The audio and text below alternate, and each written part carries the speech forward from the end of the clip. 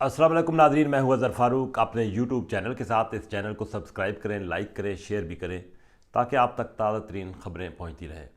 سب سے بڑی اور اہم خبر اب پاکستان کی سطح کی یہ ہے کہ سپریم کورٹ اور حکومت کے درمیان باضابطہ طور پر لڑائی شروع ہو چکی ہے۔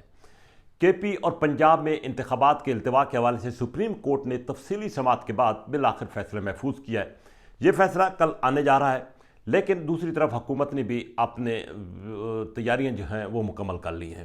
حکومت کی طرف سے واضح طور پر اندیا دے دی گئی ہے کہ سپریم کورٹ نے اگر کوئی ایسا فیصلہ کیا بالخصوص اس 3 رکنی بینچ نے، تو اس کے خلاف اس پر عمل درآمد نہیں ہی کیا جائے گا۔ اس کی بنیادی وجہ یہ ہے کہ حکومت کا یہ موقف ہے کہ سپریم کورٹ کا یہ 3 رکنی بینچ جو ہے وہ اس کو اختیار نہیں تھا، کیونکہ اس سے پہلے ہی 4-3 کے مقابلے میں یہ درخواست خارج ہو چکی تھی۔ حکومت یہ بھی کہتی ہے کہ 9 ارکان پر مشتمل یہ بینچ بنا تھا، لیکن آہستہ آہستہ یہ بینچ کم ہوتے ہوتے 3 ارکان پر رہ گیا ہے، اور اس بینچ پر حکومت کی طرف سے اعتراض اٹھایا گیا تھا، جس کو مسترد کیا چیف جسٹس سپریم کورٹ نے۔ سپریم کورٹ نے اب سماعت کے بعد اس کا فیصلہ محفوظ کیا ہے۔ سپریم کورٹ کا اس حوالے سے اپنا موقف ہے، حکومت اپنا موقف دے رہی ہے، جبکہ پی ٹی آئی یہ چاہتی ہے کہ ملک میں فوری طور پر انتخاب ہو 2 صوبوں کا، اور تاکہ آئین کی خلاف ورزی نہ ہو۔ اب بظاہر یہ جنگ شدت اختیار کر گئی۔ اس میں حکومت کو ایک فائدہ یہ حاصل ہو گیا ہے کہ سپریم کورٹ کے اندر اختلافات شدت اختیار کر گئے ہیں ججز کے درمیان۔ چیف جسٹس سپریم کورٹ کے مقابلے میں مختلف ججز جو ہے وہ سامنے آ گئے ہیں۔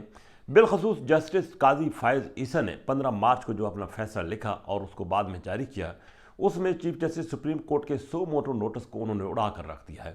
انہوں نے کہا کہ سپریم کورٹ کے چیف جسٹس کو اس طرح کا نوٹس نہیں لینا چاہیے۔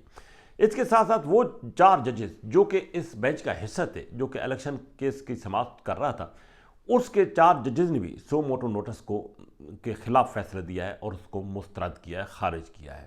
یہی وجہ ہے کہ اب چیف جسٹس جو ہے وہ سپریم کورٹ وہ دفاعی پوزیشن پر اس وقت کھڑے ہیں، کیونکہ سپریم کورٹ کے اندر ایک بڑی تعداد جو ہے ججز کی وہ بظاہر ان کے خلاف ہو گئی ہے۔ ایک اور سونے پہ سہاگا یہ ہوا کہ چیف جسٹس قاضی فائز عیسیٰ نے جو فیصلہ جاری کیا تھا، اس کو سپریم کورٹ کے رجسٹرار نے ایک سرکولر کے ذریعے فارغ کر دیا، یعنی کہ اب یہ معاملہ مزید گمبھیر ہو گیا اور اختلافات مزید شدت اختیار کر گئے۔ یہی وجہ ہے کہ جسٹس قاضی فائز عیسیٰ نے ایک خط تحریر کیا ہے رجسٹرار سپریم کورٹ کو، اور ان کو باور کرایا کہ یہ اختیار ان کے پاس نہیں تھا اور ان کی یہ اہلیت بھی نہیں تھی۔ ساتھ ہی انہوں نے حکومت کو کہا کہ ان کی خدمات فوری طور پر سپریم کورٹ سے واپس لی جائیں۔ حکومت نے کیا کیا؟ حکومت نے فوری طور پر وفاقی کابینہ کا راتوں رات اجلاس بلایا، اور اس اجلاس میں قاضی فائز عیسیٰ کے خط کی روشنی میں رجسٹرار سپریم کورٹ کو واپس لینے کی منظوری دے دی ہے، اور ان کو اسٹیبلشمنٹ رپورٹ کرنے کی ہدایت کی گئی ہے۔ اب ایک نیا محاذ، نئی جنگ سپریم کورٹ میں شروع ہو گئی ہے۔ حکومت اور اب سپریم کورٹ بظاہر اب ٹکراؤ کی کیفیت میں آ گئے۔ اب اس موقع پر سپریم کورٹ کیا کرے گی؟ سپریم کورٹ اپنے حکم پر عمل درآمد کیسے کرائے گی؟ کیونکہ ساری مشینری حکومت کے پاس ہے، حکومت کو اسٹیبلشمنٹ کی سپورٹ حاصل ہے، حکومت کو ظاہر ہے ساری سپورٹ حاصل ہے، تو وکلاء جو ہیں اور ان کی ایک بڑی تعداد اس وقت سپریم کورٹ کے پیچھے کھڑی ہے۔ لیکن جب سپریم کورٹ خود تقسیم ہو گئی ہے تو وکلاء برادری بھی اس موقع پر تقسیم ہوگی، تو ایک عجیب سی صورتحال، ایک عجیب سی کیفیت بظاہر سامنے آ گئی ہے۔ لیکن نظر یہ آ رہا ہے کہ انتخابات نہیں ہوں گے۔ سپریم کورٹ کا فیصلہ دیکھنا یہ ہے کہ کیا ہوا، لیکن انتخابات دور دور تک نظر نہیں آ رہے، کیونکہ اس سپریم کورٹ کے 3 رکنی بینچ کو کسی طور پر بھی حکومت نے ایکسیپٹ نہیں کرنا ہے۔ ہاں، یہ ہو سکتا ہے کہ یہ فیصلہ آئے تو اس کے خلاف ایک اور نئی درخواست جو ہے وہ دائر کر دی جائے، جس میں یہ موقف اختیار کیا جائے کہ اس 3 رکنی بینچ کو یہ فیصلہ کرنے کا اختیار نہیں تھا، کیونکہ پہلی 4-3 کے مقابلے میں یہ درخواست خارج ہو چکی ہے۔ بہرحال تمام تر نظریں اب سپریم کورٹ پر لگی ہوئی ہیں۔